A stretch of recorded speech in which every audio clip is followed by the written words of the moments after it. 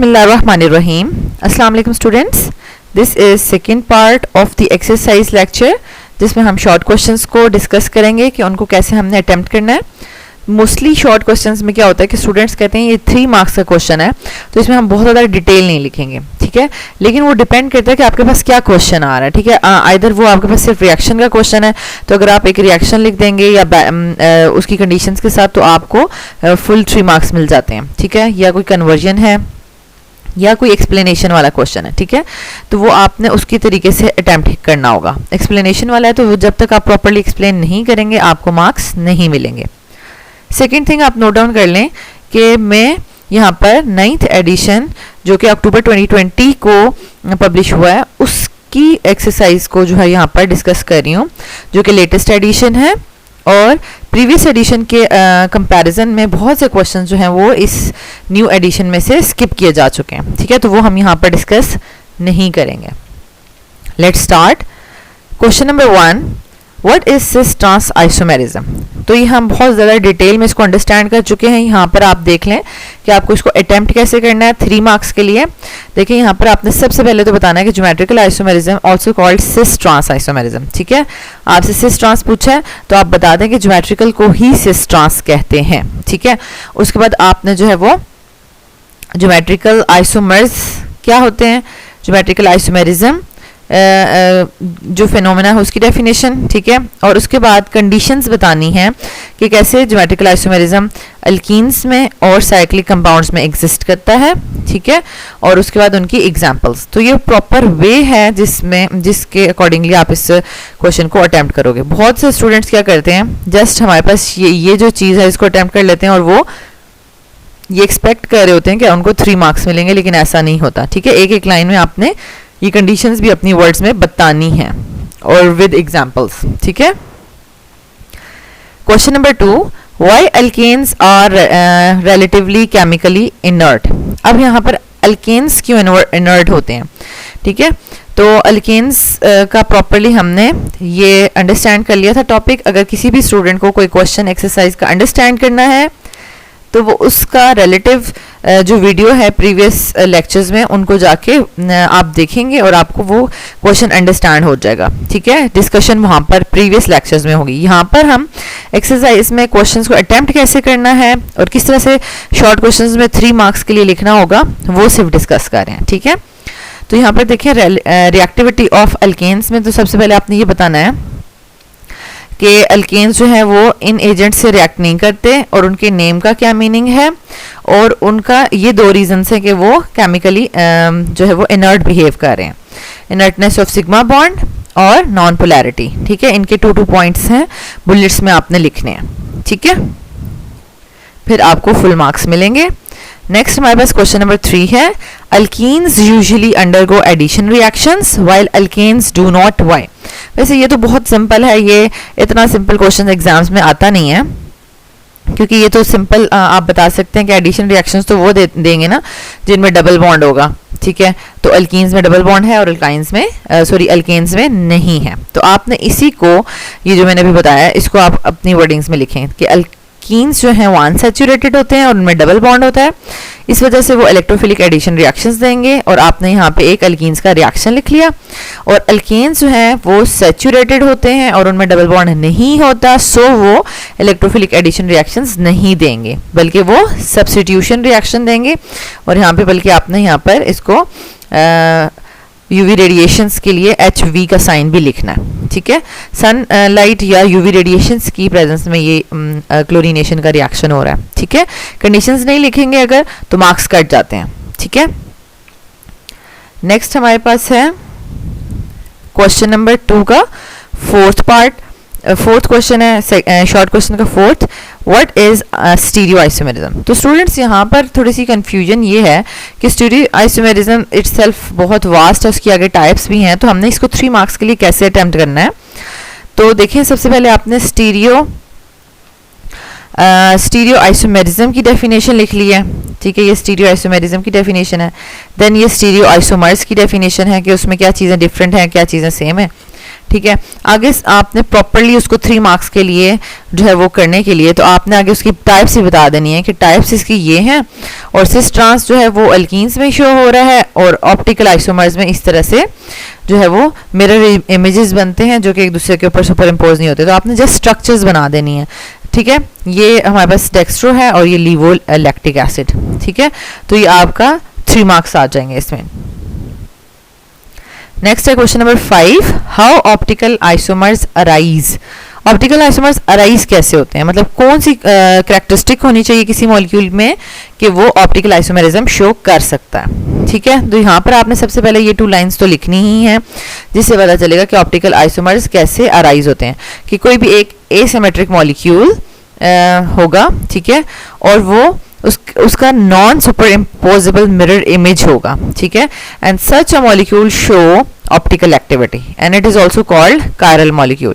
यानी एक ऐसा कायरल मॉलिक्यूल, ठीक है, जो कि एसिमेट्रिक है, कायरल है तो वो एसिमेट्रिक ही होगा, and it has non super imposable mirror image, ठीक है, वो ऑप्टिकल एक्टिविटी शो कर सकता है। उसके बाद आपने ऑप्टिकल आइसोमर्स और ऑप्टिकल आइसोमेरिज्म की डेफिनेशन लिखनी है, ठीक है। सबसे पहले देखें स्टूडेंट्स, ये डेफिनेशन लिखने का एक मेथड होता है, कोई एक वे होता है। तो यहाँ पर देखें ऑप्टिकल आइसोमेरिज्म में सबसे पहले आपने ऑप्टिकल आइसोमर्स का बताया वो क्या होते हैं, और उसके बाद एट द एंड आप लिखेंगे and this phenomena is called optical isomerism, ठीक है। This is the way to write the definitions. तो नेक्स्ट हमारे पास क्या है, ऑप्टिकल आइसोमर्स जो हैं उनमें क्या चीज़ें सेम होती हैं और क्या डिफरेंट होती हैं, स्पैटियल अरेंजमेंट उनकी डिफरेंट होती है, और साथ एग्जांपल आपने लैक्टिक एसिड की मस्ट शो करनी है। Next is question number 6, why alkenes are more reactive than alkynes. तो स्टूडेंट्स वैसे तो जो रिलेटिव स्टेबिलिटी ऑफ अल्काइंस का टॉपिक है वो इसमें इंक्लूडेड नहीं है, लेकिन चूंकि हम अल्केन्स को भी बहुत डिटेल में पढ़ चुके हैं, अल्कीन्स को और अल्काइंस को, तो मोस्ट प्रोबेबली चांसेस हैं कि ये क्वेश्चन पेपर में आ जाए, ठीक है। तो ये क्वेश्चन पेपर में आ सकता है, दैट्स वाई हमने इसको एक्सक्लूड नहीं किया, इसको इंक्लूड कर दिया, ठीक है, कि अल्कीन्स मोर रिएक्टिव क्यों होते हैं, ठीक है। वैसे तो जो है वो हमारे पास देखें रिएक्टिविटी ऑर्डर इस तरीके से है कि सबसे ज़्यादा रिएक्टिव हमारे पास अल्कीन्स होते हैं, उससे कम अल्काइंस, और सबसे लेस रिएक्टिव जो है वो हमारे पास अल्केन्स होते हैं। तो यहाँ पर ये बताया जा रहा है कि देखिए पाई बॉन्ड होने की वजह से अनस्टेबिलिटी आती है, तो इसमें तो एक पाई बॉन्ड है, ठीक है, अल्कीन्स में, और अल्काइंस में 2 पाई बॉन्ड्स हैं। तो 2 पाई बॉन्ड्स होने की वजह से इसको सबसे ज़्यादा रिएक्टिव होना चाहिए था, ठीक है, ट्रिपल बॉन्ड को या अल्काइंस को, लेकिन ऐसा नहीं है, ठीक है। तो अल्कीन्स मोर रिएक्टिव क्यों हैं, या फिर ये भी पूछा जा सकता है कि अल्काइंस लेस रिएक्टिव क्यों हैं although they have 2 pi bonds. ये क्वेश्चन दोनों तरीके से पूछा जा सकता है, ठीक है। Why alkenes are more reactive than alkynes, या फिर ये पूछा जा सकता है why alkynes are more stable than alkenes. तो दोनों का आंसर सेम ही होगा, ठीक है। और ये रिलेटिव स्टेबिलिटी ऑफ अल्काइंस के टॉपिक में प्रीवियस लेक्चर में हम इसको डिटेल से इसकी डिस्कशन भी कर चुके हैं, इस की रीज़न को अंडरस्टैंड कर चुके हैं। आपको लिखना कैसे है, इस तरह से बुलेट्स की फॉर्म में आपने इसके जो है वो रीज़न को एक्सप्लेन करना है, ठीक है। 3 पॉइंट्स हैं, इस तरीके से आपने इसको लिखना है, ठीक है। नेक्स्ट हमारे पास question number 7, what is meant by dehydration of alcohols, ठीक है। तो डिहाइड्रेशन की आप प्रॉपर डेफिनेशन लिख लें, ठीक है, 3 मार्क्स के लिए है, लेकिन आपने प्रॉपरली जो है वो अटेम्प्ट करना है। ये आपने डिहाइड्रेशन की डेफिनेशन लिख ली, फिर आपने कंडीशन बताई कि किस कंडीशन में ये रिएक्शन होता है, ठीक है, when vapours of alcohols are passed over heated alumina, तो डिहाइड्रेशन होती है, ठीक है, और वाटर रिमूव होगा और अल्कीन्स बन जाएंगे। फिर आपने बैलेंस्ड केमिकल इक्वेशन लिख ली, ठीक है, अलॉन्ग विद कंडीशंस, और देन देखिए हमने सिंपल डिहाइड्रेटिंग एजेंट्स की हेडिंग दी और कोई साथ एक्सप्लेनेशन नहीं लिखी, ठीक है, सिंपल हमने डिहाइड्रेटिंग एजेंट्स डाल दिए, और एट द एंड हमने order of reactivity of alcohols की हेडिंग दी और बता दिया कि भाई टर्शियल अल्कोहल्स जो है वो फास्ट रिएक्शन देते हैं, सेकेंडरी कम और प्राइमरी सबसे स्लो रिएक्शन देंगे, ठीक है। ये ऑर्डर ऑफ रिएक्टिविटी है, रिएक्टिविटी में प्राइमरी अल्कोहल्स सबसे कम रिएक्टिव हैं और टर्शियल अल्कोहल सबसे ज़्यादा रिएक्टिव हैं। रीज़न की हम उसमें नहीं जाएंगे डिटेल में, क्योंकि 3 मार्क्स का क्वेश्चन है और सिर्फ डिहाइड्रेशन के बारे में ही पूछा हुआ था, ठीक है, तो यहाँ पे ये इस तरीके से ये कंप्लीट हो जाता है। तो आप कोशिश करें कि आप ये वाला पार्ट भी लिखें, ठीक है। देन हमारे पास है question number 8, what are polymerisation reactions, ठीक है। तो यहाँ पर हमारे पास स्टूडेंट्स ओल्ड एडिशन में तो आप का जो है ना अल्कीन और अल्काइन दोनों की पॉलीमराइजेशंस बताई हुई थी, लेकिन जो न्यू एडिशंस हैं और रिवाइज्ड एडिशंस उनमें सिर्फ अल्कीन्स की पॉलीमराइजेशन ही है, ठीक है, अल्काइंस की नहीं है इंक्लूडेड। इसलिए आप अल्कीन की जो है वो पॉलीमराइजेशन के अकॉर्डिंगली इसको अटेम्प्ट करेंगे, ठीक है। ये देखिए डेफिनेशन है, it is a process in which small organic molecules monomers combine together to form large molecules called polymers, ठीक है। और ये हमारे पास इथीन जो है वो पॉलीथीन या पॉलीइथाइलिन दोनों नाम सेम है, ठीक है, पॉलीथीन या पॉलीइथाइलिन बना रहा है। और ये आपने balance chemical equation with conditions लिखी है। और लास्ट में आप बताएंगे सिंपल के जो है वो गुड क्वालिटी पॉलीमर्स के लिए जो कैटलिस्ट हैं वो हमारे पास ये हैं, ठीक है। और इनको जिगलर नाटा कैटलिस्ट भी कहते हैं, जिगलर नाटा, ठीक है, ये साइंटिस्ट के नाम पर है। Ziegler Natta catalysts are used for obtaining good quality polymers.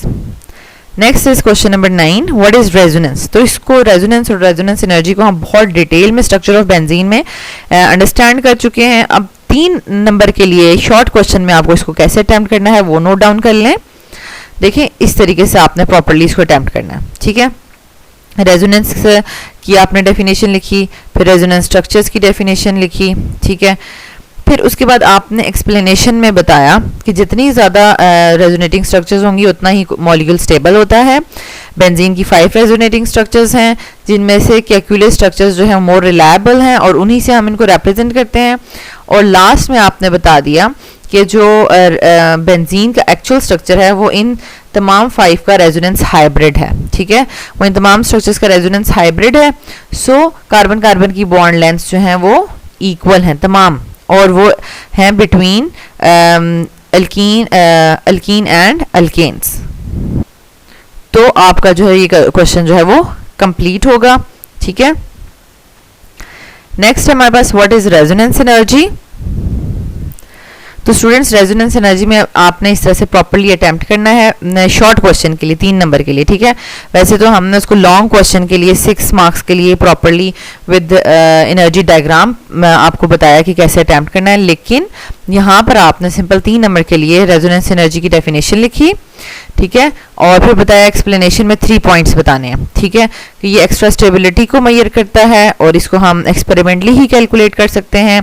और जो बेंजीन है वो अपने हाइपोथेटिकल मॉलिक्यूल से 152 किलो जूल्स पर मोल एनर्जी जो है वो मोर स्टेबल है, और इस एनर्जी को हम रेजोनेंस एनर्जी कहते हैं, रेजोनेंस एनर्जी ऑफ बेंजीन कहते हैं, ठीक है। तो 3 मार्क्स के लिए आपने इसको इस तरह से एक्सप्लेन करना है। नेक्स्ट स्टूडेंट्स हम लॉन्ग क्वेश्चन डिस्कस करेंगे नेक्स्ट वीडियो में। If you still have any question in short question में से अगर आपको कुछ पूछना है तो आप कमेंट बॉक्स में पूछ सकते हैं। Thank you so much students for watching this video and don't forget to share it with your friends. Thank you.